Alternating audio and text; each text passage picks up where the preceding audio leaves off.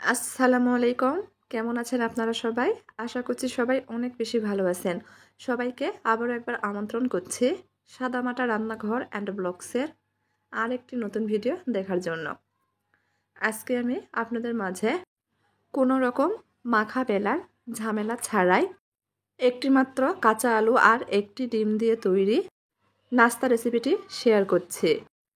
চাইলে কিন্তু বাচ্চাদের টিফিনেও দেওয়া যাবে। বাচ্চারা কিন্তু অনায়াসে খেয়ে নেবে। একেবারে হেলদি টেস্টি রেসিপি। তো চলেন দেখি কথা না বাড়িয়ে তৈরির পুরো প্রস্তুত প্রণালী আপনাদের মাঝে শেয়ার করি। এখানে একটা বোল নিয়েছি। বোলের মধ্যে আমি চায়ের কাপে মেপে 1 কাপ আটা দিয়ে দিচ্ছি। আটার জন্য স্বাদ মতো লবণ দিয়ে দিব আর 1 চামচ মতো তেল দিয়ে দিচ্ছি। শুকনো অবস্থায় খুব ভালোভাবে মিশিয়ে নিচ্ছি। মিশানো হয়ে গেলে অল্প অল্প করে পানি দিয়ে ব্যাটার তৈরি করে নেব। পানিটা একবারে দিচ্ছি না, অল্প অল্প করে দিয়ে নেড়েচেড়ে ব্যাটার তৈরি করে নিচ্ছি। পানিটা একবার ব্যবহার করলে আটাটা দলা পেকে যাবে। 1 কাপ আটার জন্য এখানে আমি প্রায় 1.5 কাপ মতো পানি ব্যবহার করছি।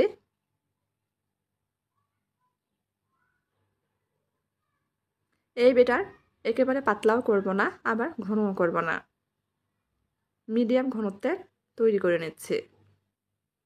আর অবশ্যই কিছুক্ষণ সময় নিয়ে ব্যাটারটা ফেটিয়ে নিতে হবে।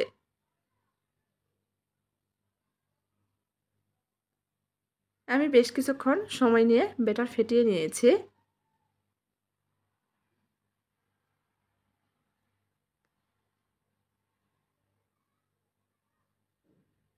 দেখেন ব্যাটারের মধ্যে কিন্তু কোনো প্রকার দলা বা শক্ত ভাব নেই।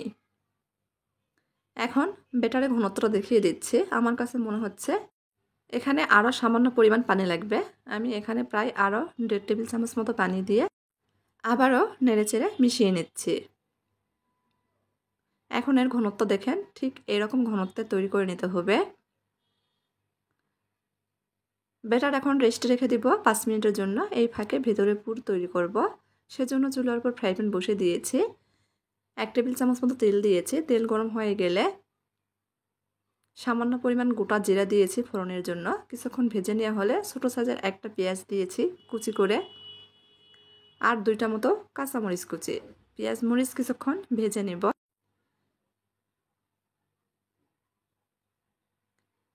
ভাজা হয়ে গেলে এখানে আমি আগে থেকেই মিডিয়াম সাইজের একটা আলু খোসা ছাড়িয়ে গ্রেটারে গ্রেট করে নিয়েছি। দিয়ে দিয়েছি। সঙ্গে আমি প্রায় 1.5 টেবিল চামচ মতো গাজর কুচিও দিয়েছি। গাজরটা গ্রেটারে গ্রেট করে নিয়েছি। নেড়েচেড়ে মিশিয়ে নিয়েছি। এখন এর মধ্যে স্বাদ মতো লবণ, 1/2 চামচ মতো গুঁড়া মরিচ, 1/2 চামচ ভাজা জিরার গুঁড়া, 1/2 চামচ গরম মশলার গুঁড়া, 1/2 চামচ হলুদ আর 1/2 চামচ চাট মশলা দিয়েছি। নেড়েচেড়ে মিশিয়ে নিচ্ছি। চুলার আঁচটা অবশ্যই এই সময় লো হিটে করে রেখে আলুটা ভেজে নিতে হবে।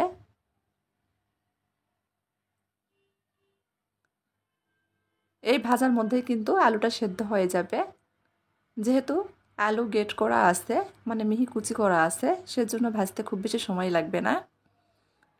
আলুটা প্রায় সেদ্ধ হয়ে আসলে এর মধ্যে একটা ডিম ভেঙে দিয়ে দিব। খুন্তি দিয়ে নেড়েচেড়ে আলুর সঙ্গে মিশিয়ে নিচ্ছি।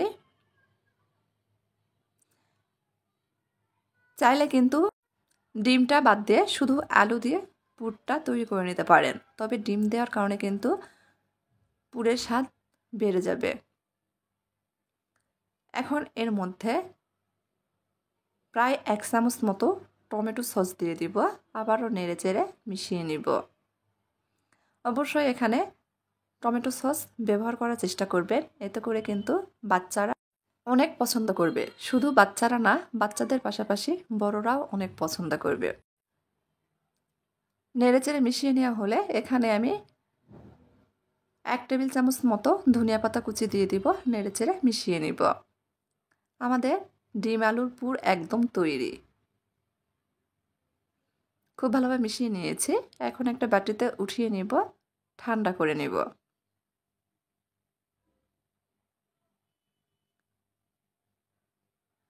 চুলা বন্ধ করে দিচ্ছি, উঠিয়ে নিচ্ছি। এদিকে চুলার উপর ফ্রাই প্যান বসিয়ে দিয়েছি। টিস্যু দিয়ে ফ্রাই প্যানটা খুব ভালোভাবে মুছে নিচ্ছি। টিস্যুতে অবশ্যই তেল লাগিয়ে নিতে হবে।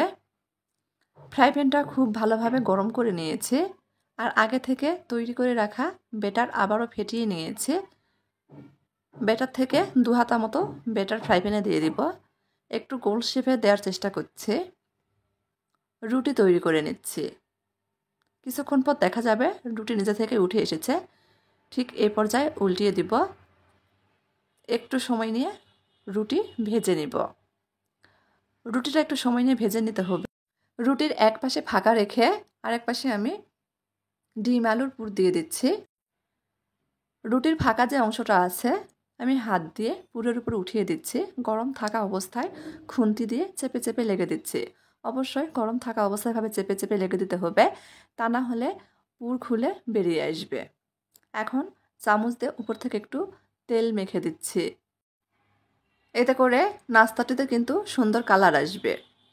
আপনারা চাইলে আর একটু বেশি পরিমাণে তেল দিয়ে ভেজে নিতে পারেন, তবে আমি হেলদি উপায়ে তৈরি করছি, সেজন্য এখানে খুব বেশি তেল ব্যবহার করছি না। একটু সময় নিয়ে উল্টিয়ে পাল্টিয়ে ভেজে নিচ্ছি। আরও একটা ভেজে আপনাদের দেখিয়ে দিচ্ছি। তার আগে আবারও টিস্যুতে খুব ভালোভাবে ফ্রাই প্যান মুছে নিয়েছি। ব্যাটারটা আবারও ফেটিয়ে নিয়েছি। 2 হাতা পরিমাণ ব্যাটার ফ্রাই প্যানে দিয়ে দিচ্ছি। গোল শেপে দেওয়ার চেষ্টা করেছি। কিছুক্ষণ পর দেখা যাচ্ছে রুটিটা নিচে থেকে উঠে এসেছে, উল্টিয়ে দিয়েছি। অপর পাশও খুব ভালোভাবে ভেজে নিয়েছি। অবশ্যই ভেজে নিতে হবে, তা না হলে রুটি কিন্তু ছিঁড়ে যেতে পারে। এক পাশে ফাঁকা রেখে পুর দিয়ে দিয়েছি। ফাঁকা অংশটা পুরের উপর দিয়ে দিয়েছি। খুন্তি দিয়ে চেপে চেপে দিচ্ছি যাতে খুব ভালোভাবে গরম থাকা অবস্থায় লেগে যায়। চামচের সাহায্যে সামান্য পরিমাণ তেল উপর থেকে মেখে নিচ্ছে। এতে করে সুন্দর কালার আসবে, আবার খেতেও ভালো লাগবে। এভাবে সবগুলো নাস্তা বা টিফিন রেসিপি ভেজে নিব।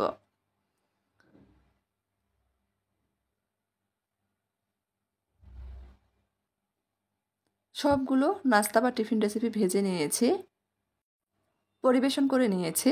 কেমন হয়েছে অবশ্যই কমেন্ট করে জানাবেন। সকালে তাড়াহুড়ায় মাত্র 10 মিনিটেই ঝটপট এই নাস্তাটি তৈরি করে নিতে পারেন, অথবা বাচ্চাদের টিফিনও দিতে পারেন। সবাই কিন্তু অনেক পছন্দ করবে, আবারও তৈরি করতে বলবে। এখন একটা নাস্তা ছিঁড়ে দেখাচ্ছি ভিতরে কীরকম হয়েছে।